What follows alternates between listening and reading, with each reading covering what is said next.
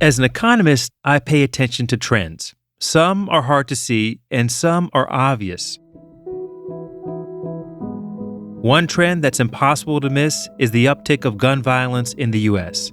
Between 2019 and 2020, firearm homicides went up by 34% and reached their highest level in more than 25 years. One especially visible form of gun violence is school shootings.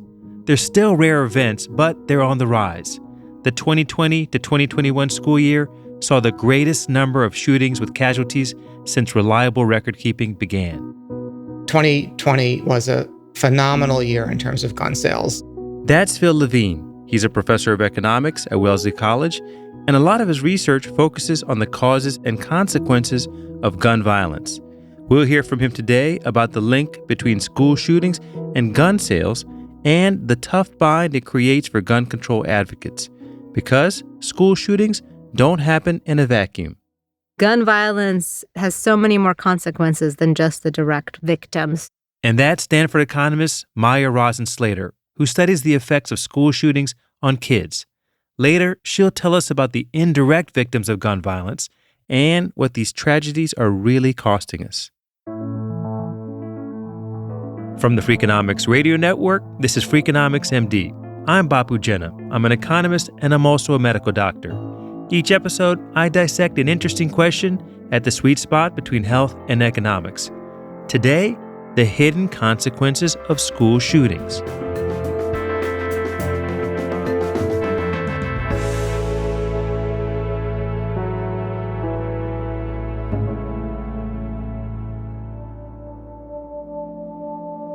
Mass school shootings like the tragedy in Uvalde, Texas, and earlier ones in Sandy Hook and Parkland receive a lot of attention.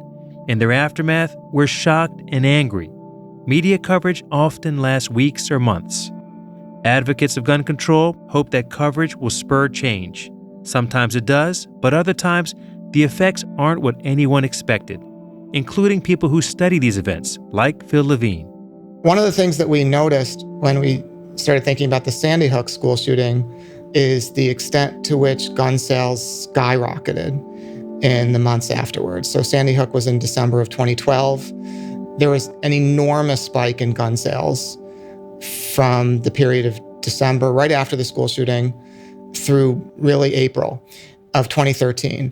And we can identify the timing of it almost perfectly to the political discussions that were taking place at that time. Those discussions ended up being unsuccessful. They did not lead to any new legislation. When they ended, gun sales returned to normal. What we were interested in was what is the impact of having 3 million additional guns purchased in a relatively short period of time. And it turns out that there is a very large spike in accidental gun deaths that lines up perfectly with the surge in gun sales, which unfortunately led to the deaths of essentially the same number of children through these subsequent deaths as occurred in the Sandy Hook shooting itself. Just because there are more guns out there, someone accidentally picked it up and a bad thing happened. Does your research then suggest that perhaps keeping these high-profile shootings in the news for a long time, again with the goal of raising awareness, might actually lead to more gun sales? So maybe it's more harmful than it is good, or at least that there's a trade-off? So I think there's a trade-off, but I also think, for instance, in the most recent school shooting in Texas, in Uvalde, there was almost no spike in gun sales. We had a little political discussion about gun control legislation that wasn't terribly controversial. And so not surprisingly, that didn't generate any gun sales spike, or nothing to speak of at least. What seems to matter is when people feel like they're at personal risk for one reason or another, gun sales just skyrocket. Do you think this phenomenon is generalizable? This is not just a Sandy Hook phenomenon. This could be a Parkland phenomenon. It could be related to things other than school shootings where people feel like the likelihood that they'll be able to access firearms is going to be limited. So, for instance, in Parkland, the likelihood of gun control legislation was not very great given the political environment in which we were living in 2018. But if you'll recall, the students at Parkland were extremely vocal and extremely successful in keeping the message in the public eye. That actually led to a spike in gun sales. what matters in terms of these spikes is there something happening in the world that's generating a tremendous amount of uncertainty? And the prime example of that was COVID. 2020 was a phenomenal year in terms of gun sales. The COVID pandemic hit in March of 2020. Gun sales skyrocketed. The end of May, beginning of June, you get George Floyd, and the racial unrest that resulted from that led to, again, a very large spike in gun sales. 2020 was sort of, for the gun industry, the perfect storm for them. I mean, gun sales just massively increased. And actually that spike kind of lasted into 2021 as well. It's really sort of ridden the wave with COVID. One of the political talking points about guns is sort of this question of whether or not more guns lead to more crime or more guns lead to less crime. Maybe you could talk about the underlying economic theory for why people might even think that more guns would lead to less crime. Because when I read your Sandy Hook study, I thought to myself, all right, well, this is sort of an example where you exogenously have more guns infused into the environment. I don't recall if you looked at crime specifically, but you certainly find injuries. From an economic perspective, you can think about the world almost with two equilibriums. In one equilibrium, nobody has a gun, and so there would be no gun-related crime. In another world, everybody has a gun, and the risk of damage that would occur if anyone tried to use the gun, because there would be tit for tat, would lead to no crime. The problem is we live in a world in the middle. And so what happens in the middle, if we have a few more guns or a few less guns, is not theoretically clear. Yeah. So figuring out what's the impact in a world where we're in the middle of fewer or more guns is very hard. I'm curious as to whether or not you perceive gun violence to be a health issue as well. I definitely think it's a health issue. If we have goals of protecting public health and people are being injured and dying through the use of guns, that's a public health issue. And figuring out ways how we can reduce that is something that we need to think carefully about. What are the things that schools have tried to do in light of school shootings, and any evidence that they work and any indication that they might not work or kind of pose unintended consequences? So I think in many instances, a school shooting occurs, and then there's sort of a knee-jerk response where we feel like we have to do something. And that includes reconstructing school entryways to make sure that it's difficult, if not impossible, to enter the school if your entry hasn't been approved, active shooter drills. All these things are very expensive. All of these things have not such strong proven track records of being effective. And it's possible that one of the things that they do is take away money from things that we can be doing to, for instance, provide greater psychological assistance to the kids who were exposed, where we know there was direct harm done to those children. I think Uvalde was a perfect example of the training, the school construction, all of the things that we think we're doing, trying to help our children, didn't seem like they were all that effective in that particular instance. But there are measurable ways in which the school shootings affect the psychological health, the physical health, educational outcomes, all of those areas where investing would make more sense. And maybe we should be focusing more on that. People will sometimes talk about federal policies that have kind of constrained the amount of funding that can go towards gun-related research. Is the problem that we have with guns an issue of lack of research? What is it that we don't know that we need answers to from a research perspective? I think as an economist, we answer questions for potentially different reasons. One of them is because there's things that we might expect to happen that other people wouldn't expect to happen. Yeah. Because we think about the world a little bit differently. And that's important and valuable. On the other hand, I think some of the things that we study isn't so much that we're surprised by the results. We're kind of expecting the results. But A, documenting the fact that these things are occurring, and B, quantifying the extent of damage that's occurring is also something that we have the ability to do. In what ways does it show up? What's the magnitude of the effect? Those are things that we don't necessarily know off the tops of our heads. The big picture question I think that we're trying to address is, what impact do school shootings have on the kids who were exposed to the shootings who obviously weren't the victims themselves? It's a critical question, and in some of his other work, Phil has tried to answer it. My next guest has too. Coming up, How does surviving a school shooting shape your life? We really wanted to understand the impact of any type of gun violence. Basically, anytime a gun goes off at a school setting during school hours, what happens? I am Bapu Jena, and this is Freakonomics MD.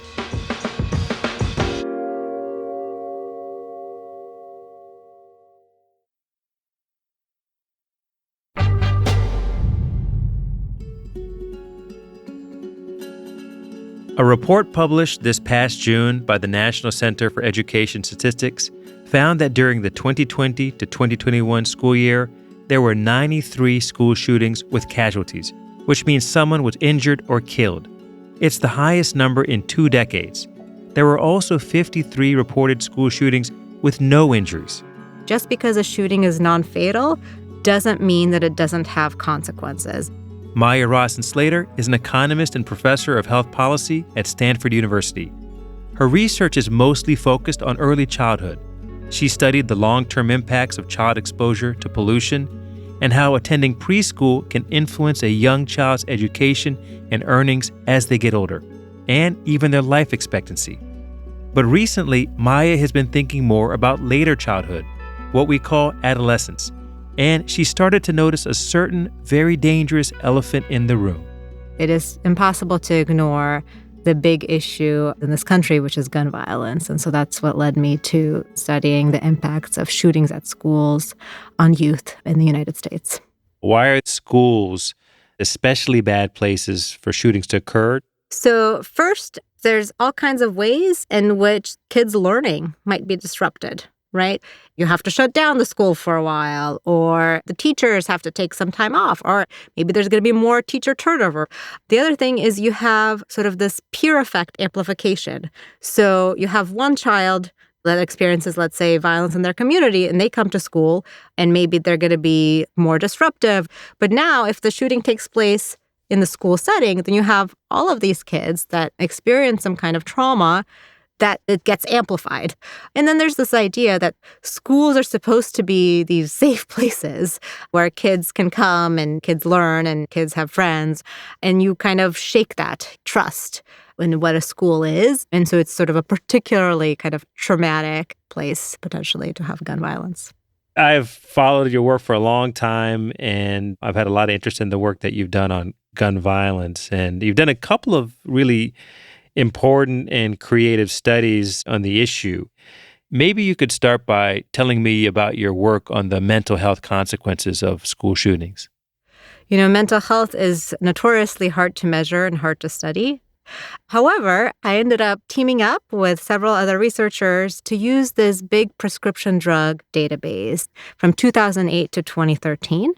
And we looked at what happened to prescriptions for antidepressants for youth under the age of 20 in the 5-mile radius around schools that experienced shootings over this time period.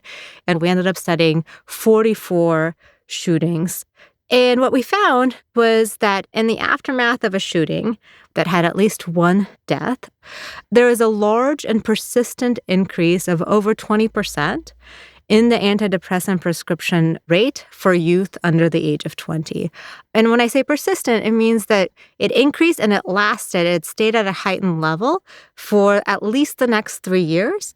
So there's this elevated and high rate of antidepressant prescription drug use in the local area surrounding the shooting. Kids don't just go back to normal quickly.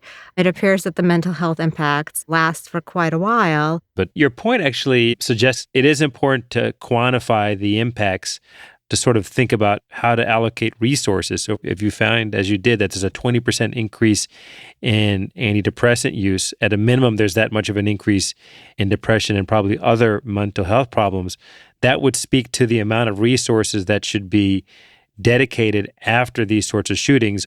Did you look at whether or not the impacts of school shootings on antidepressant use varied by sort of the medical climate, the availability of mental health providers, or some measure of support infrastructure in the community? Mm-hmm. One of the interesting things that we found was that we saw an increase in antidepressant use everywhere except in places that have a high rate of mental health professionals, like psychologists, who cannot prescribe drugs. To us, it suggests that in those places, maybe the affected kids are actually benefiting from other types of mental health support, like access to therapy, as opposed to just getting antidepressant prescription drugs. School shootings can take on a number of different forms, from many children who were killed to one child who's killed to even a shooting that's not fatal. Did you break down the analysis according to the types of shootings in terms of the mental health consequences? At least for the mental health impacts, it appeared that severity does matter. And we see the impacts that are concentrated really on the fatal school shootings. I don't think that we'd reach the conclusion that a non-fatal shooting doesn't have consequences, but do you see an uptick in antidepressant use after non-fatal shootings at all? In terms of antidepressant use, we were not able to detect any significant increases following non-fatal shootings. However, and this brings me to our other study where we looked at shootings in the state of Texas and looked at educational and long-term economic outcomes. And there we really learned that just because a shooting is non-fatal doesn't mean that it doesn't have consequences. So that's probably a good transition to your study with a number of excellent co-authors looking at data from Texas. Could you maybe walk me through the data that you put together? Because it's really an enormous undertaking that you did. So we were able to access an amazing database from the state of Texas. It starts with individual level public school records for all kids in Texas public schools, covering from the early 90s to the present day. So we can follow them over their time in the Texas public school system and see things like their absences, whether they repeat a grade, any disciplinary actions, and all kinds of sort of demographic information on them. So then we linked this data to data on shootings at schools in Texas over this time period. And what do you find? We really wanted to understand the impact of any type of gun violence. Basically, anytime a gun goes off at a school setting during school hours, what happens? And so we looked at what happened to the kids who were at these schools at the time of the shooting. We looked at what was going on with them in the 2 years before the shooting, and then we followed them for 2 years after. And we compared that to the trajectories of students at very similar schools. In the aftermath of a shooting, we see a much higher rate of absences amongst kids that were at the schools where shootings took place. And this is really driven by an increase in chronic absenteeism. So that is when a child is absent more than 10% of the school days in an academic year. We also see a much higher rate of the likelihood of grade repetition. And then in the longer run, what we found was that kids who were exposed to shootings, especially during 10th or 11th grade, they were much less likely to graduate high school. They were much less likely to enroll in a four-year college. They were much less likely to graduate with a bachelor's degree. And then they had lower employment rates and had lower earnings at ages 24 to 26. And the magnitudes of these effects were not trivial. What I liked about this study was the fact that you could look at these very long-term outcomes across not just health, but non-health, kind of cognitive labor market outcomes as well. Why do you think it's important to understand the impact of shootings where no one gets hurt? Because those shootings don't often make it into the news. Gun violence has so many more consequences than just the direct victims. And in fact, again, in our Texas study, the vast majority of shootings that we study had no deaths. Less than half had one death. We did not have any shootings in our analysis that had more than one death in Texas over this time period. And so these effects are there even for the shootings that did not have any deaths. And I think that speaks to this question about ways in which we try to address school shootings. And for example, by having drills. Yeah, I was going to ask you about that. I can absolutely imagine a shooting drill could be incredibly traumatizing to individuals. Are you going to look at that specific issue, like whether or not these drills work in any way? School shooting drills are tougher to study because there's no systematic data on them. So we've actually been going like school district by school district, trying to collect some information on how often and when these school shooting drills are taking place. One of the things that we've already been seeing is that, for example, in the state of Florida, in the aftermath of the Parkland shooting, you just see this really rapid increase in the frequency of school shooting drills. Our evidence on the shootings that don't have any fatalities or even don't have any injuries suggests that these drills could actually have their own negative effects on the kids that are going through them. One thing that researchers will often say when we're talking about issues related to gun violence and gun policy is that we need more research. What is it that we don't know? We have limited resources that we're willing to devote to this issue. And if that's the case, then we really need to identify who needs help the most. Gun violence is much more likely to take place in less advantaged schools, in schools that have more minority kids, in schools that are poor, that have more kids on free or reduced price lunch, for example. So those are also the schools that are the most under-resourced, that have the fewest school psychologists, and that have the least access to mental health services. And I think that's where research is really critical. The question that always comes to my mind is how much do these tragedies cost us in society? I mean, the school shootings, but most importantly, the vast number of shootings that are not mass shootings and school shootings. They cost society a lot in terms of lost life, lost relationships, lost economic productivity. And yet, the reason that we have so many guns in this country is because presumably that's being offset by something else that people value.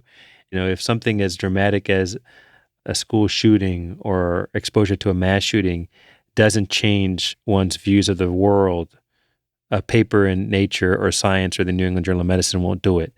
So it makes me wonder, what does it take? Clearly, whatever it is that we're doing is not enough. Kids are still suffering. Communities are still suffering. I've spent a lot of my career so far focusing on the lasting impacts of various early childhood factors on people's life trajectories. But the problem is that if we continue to have violence in our schools, we can really undo a lot of those productive investments that we do for kids in the early childhood period by having these big adverse shocks in adolescence. And so kind of understanding what can we do to buffer against that. All gun violence has consequences, and as Phil Levine told us, 2020 was quite a year for gun sales. It was also quite a year for staying home. My colleague Pablo Pena and I recently wondered how COVID-related school closures and lockdowns that led kids to spend more time at home, where guns are kept, could have impacted gun death rates among children. Our findings, which were published this week in JAMA Network Open, suggest that around 730 more children than usual were killed because of gun violence between January of 2020 and December of 2021. To put this number in perspective, it's almost identical to the amount of COVID-related deaths in kids during that same period. Maybe because kids were home more and guns in the home aren't always stored safely. Or maybe because of stress or economic hardship at home due to the pandemic. Or both. We don't know the exact reasons for the spike, but we do know it's real. There's a lot of research out there on gun violence, and almost all of it confirms what we already know. Guns are one of the most significant threats to health in the United States. But I'd argue that the missing piece of this puzzle isn't more studies. Research isn't terribly valuable when one large, vocal group has already decided that the trade-off, access to guns, is worth it to them. It's an uncomfortable reality. Either the science is wrong and gun violence isn't a massive public health problem, or the science is correct, and for some people, their rights are worth the trade-off. They're worth the tragedies. But it can't be both. It's a hard way to end an episode, but to me, the debate about gun violence isn't a debate about the science. It's a debate about what people value. And right now, as a country, I don't think we value human life enough. Thanks to you all for listening this week, and thanks to Phil Levine and Maya Rawson-Slater for joining me on the show and for sharing their work and perspectives. Coming up next week, more than 6 million people in the U.S. currently live with Alzheimer's disease, and that number is expected to more than double by 2050. Effective treatments that could address symptoms or slow disease progression have eluded researchers for over a century. The time to put out the fire is when it's on the stove, not when the whole house is on fire. Many experts, like Dr. Pierre Theriault, now believe intervening before symptoms even start could keep the disease at bay. But are they right? And after decades of disappointing results, is it time to consider new approaches? There are lots of other shots on goal for the treatment or prevention of Alzheimer's disease. That's all coming up next week on Freakonomics MD. As always, if you have thoughts about the show, email me at bapu@freakonomics.com or leave a review on Apple Podcasts or wherever you get your podcasts. It helps new people find the show. Thanks again, and talk to you soon. Freakonomics MD is part of the Freakonomics Radio Network, which also includes Freakonomics Radio, No Stupid Questions, and People I Mostly Admire. All our shows are produced by Stitcher and Renbud Radio. You can find us on Twitter and Instagram at Dr. Bapu Pod. This episode was produced by Julie Canfer and mixed by Eleanor Osborne, with help from Jasmine Klinger. We also had help this week from Jacob Clementi.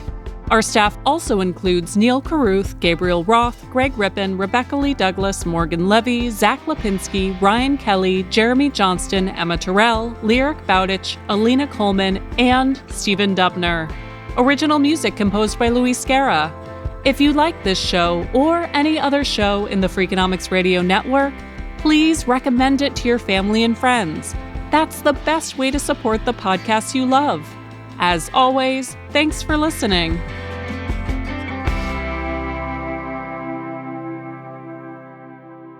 As economists, we hope to be able to contribute to that discussion what we think the facts are. And when policy X gets implemented, what impact does it have on outcome Y? That's what we're good at. Yeah, we're not good at it. We're great at it, though.